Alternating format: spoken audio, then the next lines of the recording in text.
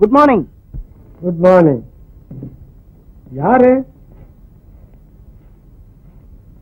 என்ன தெரியல? உன்ன தெரியுது, நீ யாருன்னு தெரியலையே. நான் திவான் பகதூர் மருமகன் கேசவமலியார். அடடே, ஏதோ ஒரு ஊர்ல இருந்து எங்கேயோ வந்து என்னமோ நடந்ததுன்னு சொன்னாங்களே. ஆமா ஆமா, கல்யாணம் நடந்தது. ஐயோ பாவம், சரி வயசு.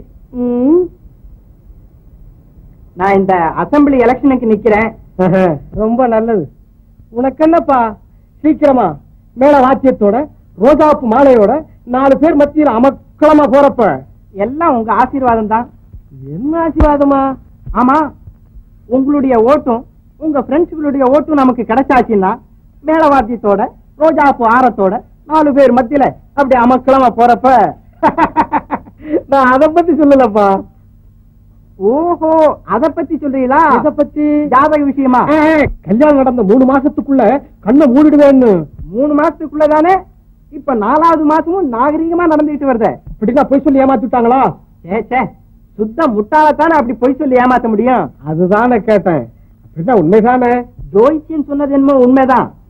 ஆனா அவன் என்னமோ 4, 3, 8ன்னு கூட்டி எதாலியோ பிரிச்சு எதாலியோ வகுத்து ஏதோ ஒண்ணு உளறி கூட்டிட்டு போயிட்டான். அப்படியா? கமலாவும் பேரம் பேசி எடுத்து அவளுக்கும் கல்யாணத்தை செஞ்சு கண்ணாலையும் பார்த்துட்டு சுமங்கலியாகவே. அப்படியா? எல்லாம் அவன் செயல். அந்த அயோக்கிய பேர் ஜோசி எங்க இருக்கிறான்?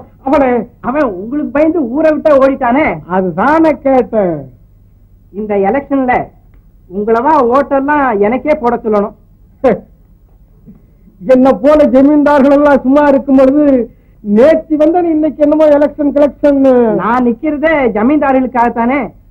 ஜமீன்தார்கள் சொல்றதே அசம்பிளில அப்படியே சட்டமாக்குறது தான் என் முதல் வேலை. உனக்கே கொடுக்கலாம். 2 நாள் முந்தைய வரப்படாது. அந்த சாஸ்திரிக்கு வேற போடுறதாக வாக்கு கொடுத்துட்டாரு.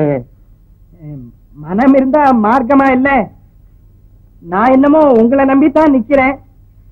நீங்க என்ன கைவிட்டா எலெக்ஷன் என்ன கைவிட்டுடும். ஏதோ கொஞ்சம் கிருபை செய்யுங்க. என்ன இவ்வளவு கெஞ்சி கேட்கும்போது உனக்கு இல்லாதா? அந்த சாஸ்திர காத்துல பறக்க விட்டுறோம்.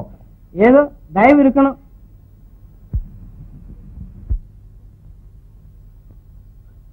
இங்க பிரம்மச்சாரியாவே இருந்திருக்கலாமே. ஏன் வீடு வீடா ஏறி ஓட்டு பிச்சை கேட்கறதுக்கும் மீட்டிங்ல ஆழ்ந்து போட்டதும் சரியா இருக்குது. வீட்டுல இருக்கலாம், வேடிக்கை பேசலான்னு இல்லையா? இதுதானா பிரமாதம்? நாள் பூரா வெயில் அலையிறது. 10, 12 வருது. 8, 9 மணி வரலும் தூங்குறது. எழுந்து வெளியே போயிடுறது. எலெக்ஷன் முடியட்டும். அந்த வாயாடி சுந்தரமூர்த்தி இப்படி பேசினா, இந்த தந்திரவாதி ராஜகோபாலம் அப்படி பேசினான்னு பேசி பேசி காலத்தை கழிக்க வேண்டியதுதான். உங்களுக்கு வீடு எதுக்கு, பெண்டாட்டி எதுக்கு?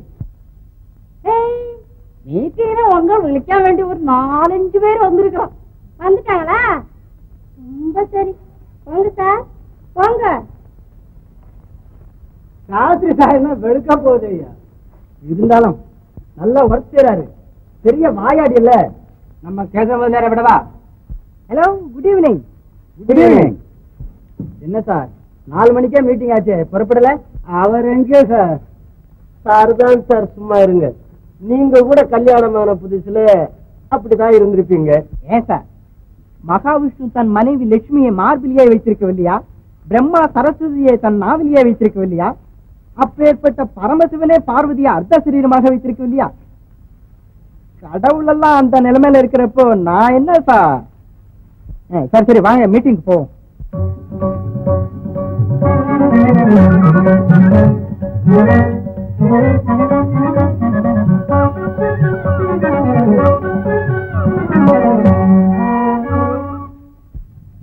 பெரியோர்களே, நண்பர்களே, அக்னி சாட்சியாக தேங்காயை கையில் கொடுத்து மாலையிட்டு மனம் புரிந்த மனைவிமார்களுடைய தாலிகளை அறுத்து அடமான வைப்பதும் இப்படியினால் தான்.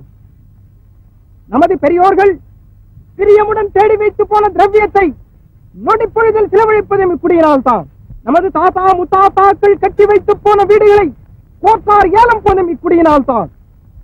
தாய் தகப்பன்மார்கள் கஞ்சி கலைவதும் இப்படியினால் தான்.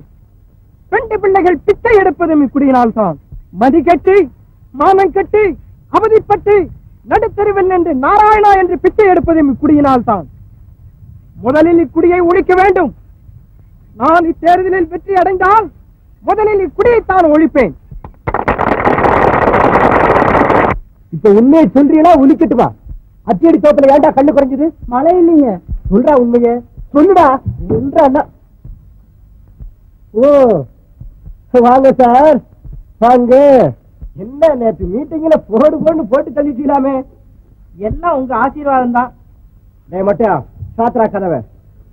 ஏண்டா டேய், இந்த ஊருக்கு நேற்று வந்த பயணி நீயாடா குடிய ஒழிக்க போற? ஒழிக்கிற ஆளை பாரு. சூரண்டா உனக்கு தாண்டா தகும். நீ குடிய ஒழிக்கிறதுக்குள்ள இப்பே ஒண்ணு நான் ஒழிச்சிடறேன். கொண்டாட மாட்டேன். அதே நான் நேற்று மீட்டிங்ல பேசினதை உண்மையை தானே நினைச்சுக்கிட்டீங்க? இதெல்லாம் எலெக்ஷன் டாக்டிக்ஸுங்க. மூட வாய. நீ ஏன்டா இந்த கோலங்க ஆட்டமெல்லாம் ஆடுற? கொண்டாட மாட்டியா? நான் வந்துட்டேனுங்க. ஐயோ, நான் பாமர ஜனங்களை ஏமாத்தி ஓட்ட பறிக்கல இந்த மாதிரி பேசினேன். இந்த குடியினுடைய மகத்துவத்தை பற்றி உனக்கு என்னடா தெரியும்? நல்லா சொன்னீங்க. எனக்கா தெரியாது? இது சிவன் சொத்தாச்சுதே, விஷ்ணு மயமாச்சுதே, பிரம்ம கஷாயமாச்சுதே, போலி வைஷ்ணவ சதியாதாரணை கோஷ்டிகளின் கோலாகல பொருளாச்சுதே, பிக்னிக் பார்ட்டிகளின் முக்கிய பொருளாச்சுதே. அப்படின்னா என் கண்ணுக்கடை வந்து குடிக்கிறது நல்லதுன்னு வந்து பிரச்சனை செய்தா என் மனுஷால் ஓட்டெல்லாம் உனக்குத்தான். ஓ, அதுக்கு நான் அப்படியே செய்யறேன். அப்ப வா போகலாம்.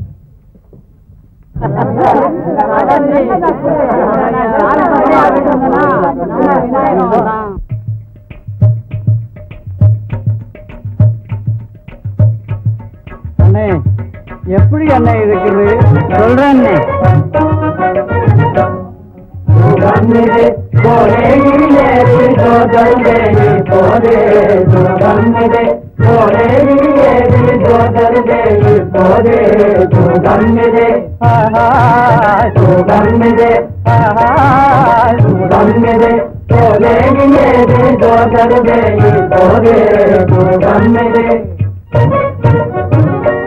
ஆகாசம் பூமி எல்லாம் அண்ணே அந்தரமா சுத்துதே.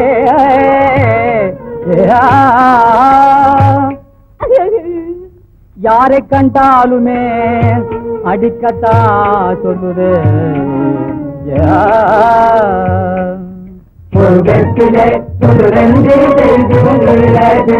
நானே, ஒரு வெற்றிலே ஒரு ரெண்டு நானே, ஒரு வெற்றிலே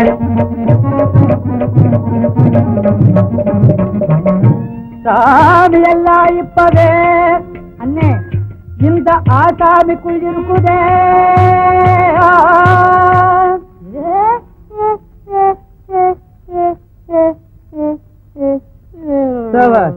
சரியாக நின்னாலும் எந்த தலை ஆட்டம் போடுதே.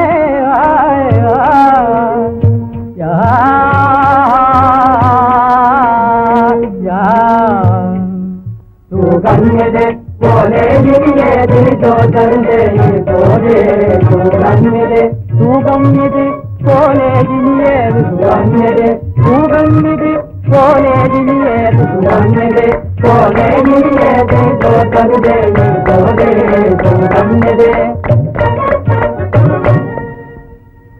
டேய், இப்ப நம்ம கேசவ முதலியார் குடியின் மகத்துவத்தை பற்றி பேச போறார். கேளுங்க, கௌரவமா கேளுங்க. சகோதரர்களே, பெரியோர்களே, இக்குடியே இல்லாமற் போனால் கௌரவம் இல்லை. பெண் ஜாதி பிள்ளைகள் நம்மை பார்த்தால் நடுங்க போகிறதில்லை. சுகமில்லை, சவுக்கியமில்லை, கருதோசை கருவாட்டுக்கு மகிமை இல்லை. பெரு நாள் இல்லை, சிறு நாள் இல்லை, வல்லடி வழக்கில் உற்சாகம் இல்லை. நாளெல்லாம் உழைத்து களைப்பு தீர்த்துக் கொள்ள கதை இல்லை. நிமோனியா காய்ச்சலுக்கு மருந்தில்லை. குளிர்காலத்தில் வெறுவது பிள்ளை, பிரசவ காலத்தில் பிராந்தி புட்டிகள் இல்லை. தாசிகள் வீட்டில் சரச சல்லாப விளையாட்டுகள் இல்லை. மயங்கி ஜாமீன் கையெழுத்து போட வகையில். அது மட்டுமல்ல, இக்குடியை ஒழித்து விட்டால் போகி ஏது, பொங்கல் ஏது, தீபாவளி ஏது, மாரியாய் திருவிழா ஏது, மதுரை வீராசுவாமி பூஜை ஏது, கொலை ஏது, களவேது, போலீஸுக்கு கேஸ் ஏது, பேப்பர்களுக்கு நியூஸ் ஏது, வக்கீல்களுக்கு பீஸ் ஏது. அவ்வளவுதான் என்று நினைக்காதீர்கள். இக்குடியை நீக்கிவிட்டால் நம் மனைவிமாருடைய தாலிகளை அறுத்து அடமானம் வைக்க முடியுமா என்று நான் உங்களை நான் கேட்கிறேன். நமது பெரியோர்கள் பிரியமுடன் தேடி வைத்து போன திரவியத்தை நொடிப்பொழுதில் செலவழிக்க முடியுமா என்று நான் கேட்கிறேன். நமது தாத்தா முத்தாத்தாக்கள் கட்டி வைத்து போன வீடுகளை கோர்ட்டால் ஏலம் போட முடியுமா என்று நான் கேட்கிறேன். சகோதரர்களே, அது மட்டுமல்ல, நமது பெண் ஜாதி பிள்ளைகள் பிச்சை எடுக்கிற பெருமை எப்படி கிடைக்கும்? நமது தாய் தகப்பன்மார்கள் கஞ்சி கலைகிற கௌரவம் எப்படி கிடைக்கும்? மதி கட்டி மானம் கட்டி அவதிப்பட்டு நடுத்தருவில் நின்று நாராயணா என்று பிச்சை எடுக்கிற பெருமை எப்படி கிடைக்கும்? இவ்வளவு மகிமை உடைய குடியை ஒழிக்காமல் நாம் எல்லோரும் குடிக்க வேண்டும்.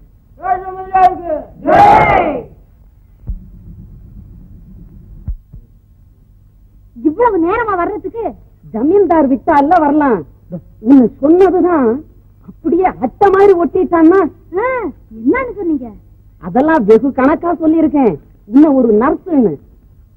நர்ஸ்னா இந்த ஆஸ்பத்திரியில இருக்காங்களே? அதான் அப்படி சொன்னாதான் பணம் ரொம்ப கிடைக்கும். இப்ப அவ மாதிரி வேற என்ன ட்ரெஸ் பண்ணி தொலைக்கணும்?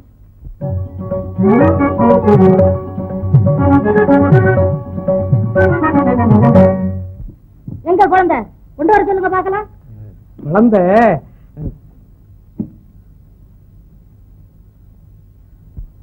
எங்க குழந்தை? இதோ எங்க வந்துடும்.